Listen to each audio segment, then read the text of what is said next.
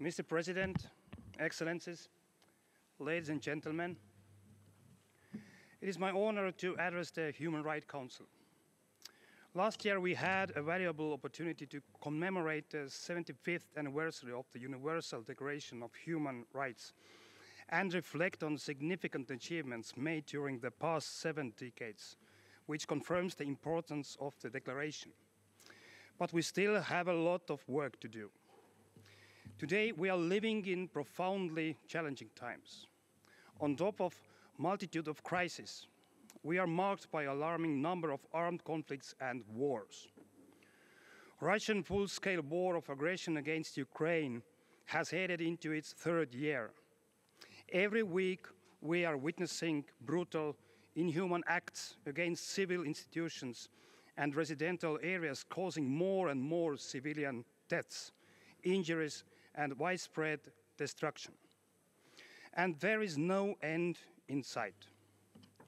The illegal deportation of Ukrainian children is one of the most horrific and a long list of crimes committed by Russia. Children should never be used as war trophies. Estonia is tirelessly working on ensuring their safe return.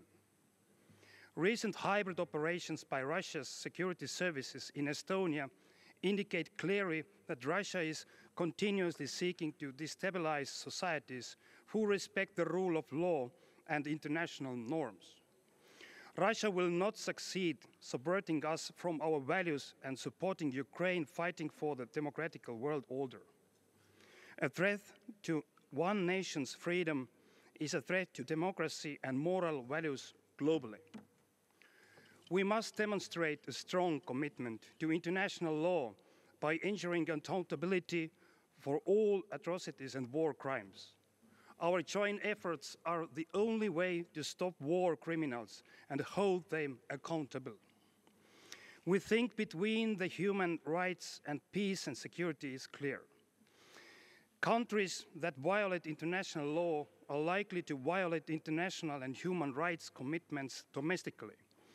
There is a clear link between internal repressions and external aggression. Mr. President, the acts committed by Hamas on October 7th are inhuman and cruel. We do not tolerate terrorism in any form.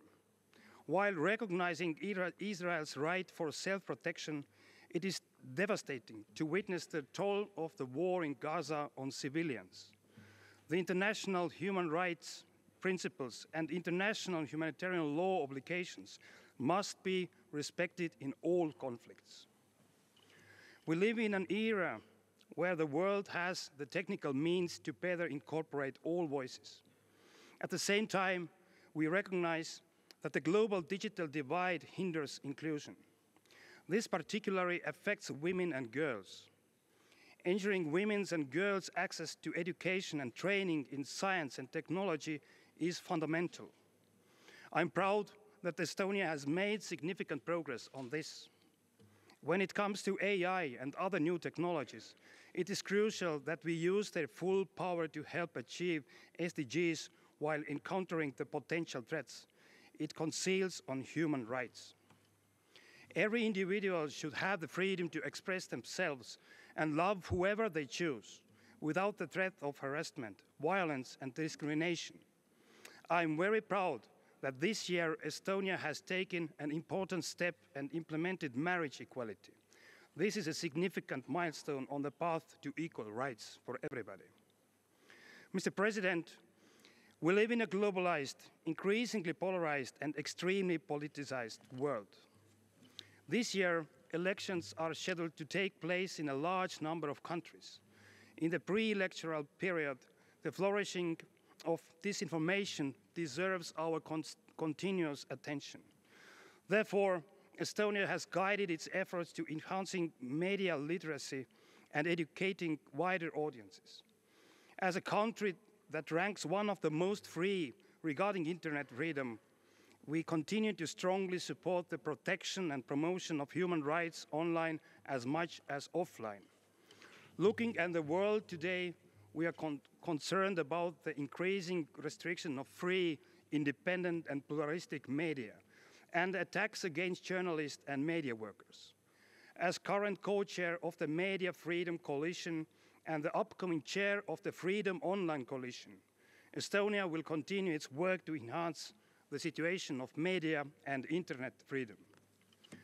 Mr. President, Estonia firmly believes that all human rights are universal, indivisible, and interdependent.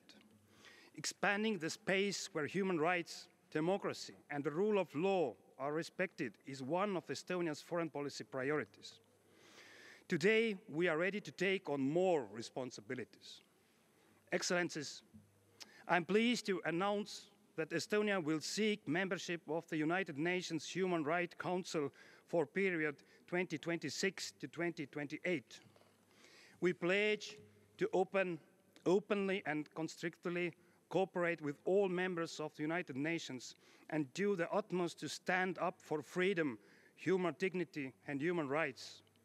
In line with our commitment to effective multilateralism and universal values, Estonia has identified 3 priorities for its efforts to promote and protect human rights. First, protecting children's rights. Secondly, enhancing digital rights. And thirdly, upholding media freedom. Mr. President, the Summit of the Future gives impetus to forge a new global consensus on what our future should look like and to defend human rights of all. Strengthening the human rights pillar of the United Nations and mainstreaming human rights in the Pact of the Future is utmost importance. We encourage all states to engage in a meaningful and open discussion to find a common ground on how to move the world forward, to make it truly fit for freedom. I wish you a successful session. Thank you.